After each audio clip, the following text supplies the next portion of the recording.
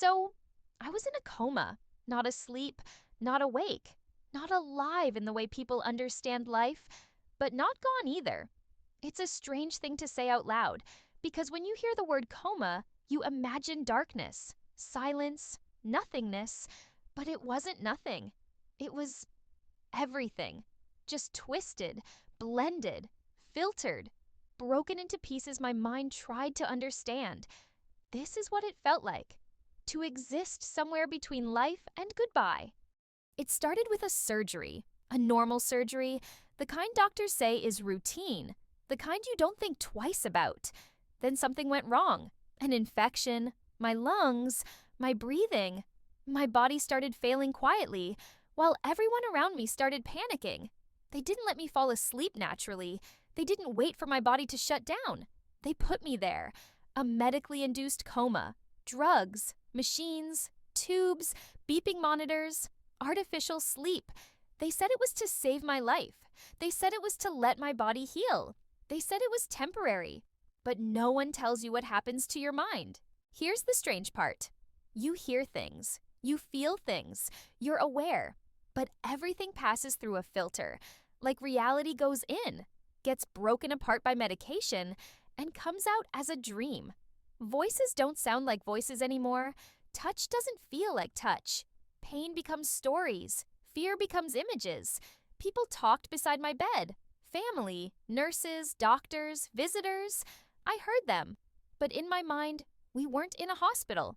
We were somewhere else. Different places, different worlds, different stories. I thought I was talking back. I thought I was part of conversations. I thought I was answering questions. But my body was silent. My mind was alive. My body was frozen. And that's terrifying in a way you can't explain. There's a special kind of fear that comes from trying to move and realizing you can't. In real life, they would shift my body, turn me, tilt the bed, change positions. In my mind, my brain created reasons, stories. I wasn't in a hospital bed. I was stuck somewhere else, trapped in places that didn't make sense, hanging, falling, floating, trying to escape spaces I couldn't control. I remember thinking, why can't I move? I should be able to move. Something is wrong. But logic doesn't work in that world. Fear feels real. Pain feels real. Confusion feels real. And you don't know it's not real. Not everything was dark. Some of it was beautiful. Too beautiful. Places I had never been. Landscapes I didn't recognize. Skies I had never seen before. Forests, cold air, mountains. Silence that felt peaceful instead of empty. I felt calm there. Safe. Still.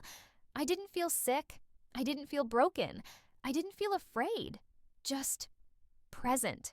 Later, I found out my body had a high fever, ice packs, cold treatment, machines trying to keep me alive.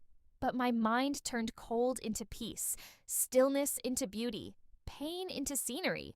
Because sometimes the brain doesn't show you reality. Sometimes it protects you from it. Here's the part that still breaks me. Some voices felt safe. Some voices felt warm, familiar, comforting. When I heard those voices, my world became beautiful. When I heard strangers, my world became confusing, unfamiliar, cold, empty. Even in a coma, my mind knew who I loved, even unconscious. My heart recognized safety. That's when I realized something powerful. We don't just hear people. We feel them. We absorb them. We become shaped by them. Even when we're not aware, even when we're broken, even when we're unconscious. Being in a coma isn't sleeping. It's not dreaming. It's not death. It's not life. It's a space in between, where your mind is alive, but your body isn't listening, where time doesn't exist, where logic disappears, where memory becomes fog. It's like being inside your own head, with no way out, no control, no voice, no movement. No choice, just existence. And then one day, I woke up. Not suddenly, not peacefully, not clearly. Confused, weak, disoriented, disconnected. My body felt foreign. My mind felt heavy. My memories felt blurred. I had survived, but I wasn't the same person. Something had changed. Not physically, not visibly, internally. I understood silence differently. I understood people differently. I understood life differently. Here's what being in a coma taught me. Life is fragile. Consciousness is fragile. Reality is fragile. Your mind is powerful. Your thoughts shape your world. Your environment shapes your mind. The people around you matter more than you think. The voices you listen to matter more than you realize. The energy you live in becomes the world you see.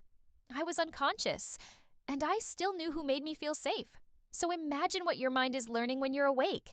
And if you're watching this right now, breathing, aware, alive, don't waste it.